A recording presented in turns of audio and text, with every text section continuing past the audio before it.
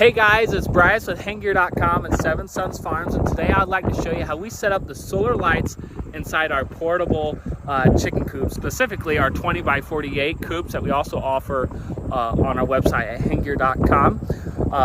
If you want to maintain good laying production, it's absolutely critical that your hens are getting at least 16 hours of either artificial or natural light a day. So what we're doing is we're supplementing artificial lights for a couple hours in the morning and a couple hours in the evening, just to make sure we get them their full 16 hours. So I'm gonna step inside one of our empty coops to show you how our setup works. Not saying it's the best, but it does work for us. I'm also going to include in the description here of this video where you can order all the necessary supplies.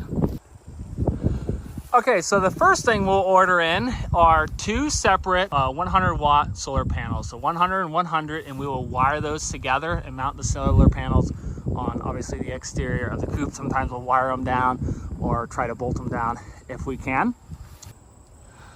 So then we'll run the cables from the solar panel on the inside of our coop here. And then we also have a container. This container is what holds our batteries and our charge controller and our timer. It's very important that you keep these as dry as possible to keep corrosion from happening on the terminals, which is why we have a lid here. But the next thing that we'll get are these construction stringer lights. It's basically an extension cord that has sockets every, I think it's 7 foot. This is a 50-foot strand, so there's 5 bulbs here. The bulbs we are using are 12 volt 7-watt bulbs. It's very important that you get the 12 volts and don't plug in a regular AC bulb or they will blow on you. And I'll include a link to where you can order everything here in this video.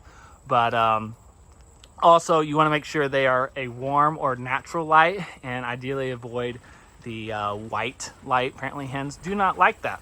So we will then run the cables from the solar panel and the cable from the construction light on down into this container, and here's where the mess begins. So these are two 6-volt batteries that are wired together to create 12 volt, and then the power coming from these batteries, I think it's this cable here, again it's a little confusing, the positive negative, we'll run them right over here to this charge controller, and they're going to go into the center plugs here, so you can see the positive and negative. That's the little battery indicator.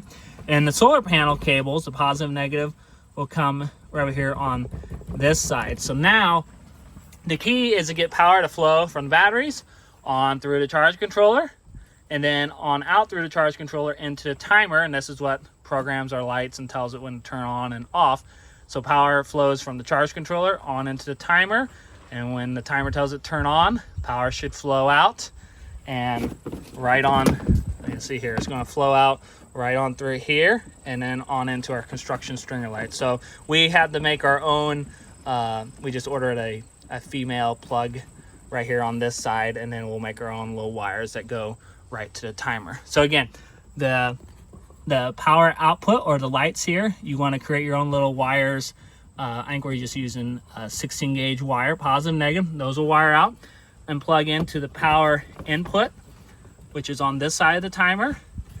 And then we'll create our own little jumper wires. This is the power output side, and they'll flow on out, and that's what's coming in right here. So there you have it, folks. That is how we set up the solar lights here in our coops. Again, it's probably not the greatest setup in the world, but it does work for us. So I hope you find this helpful. If you have any questions, please feel free to reach out.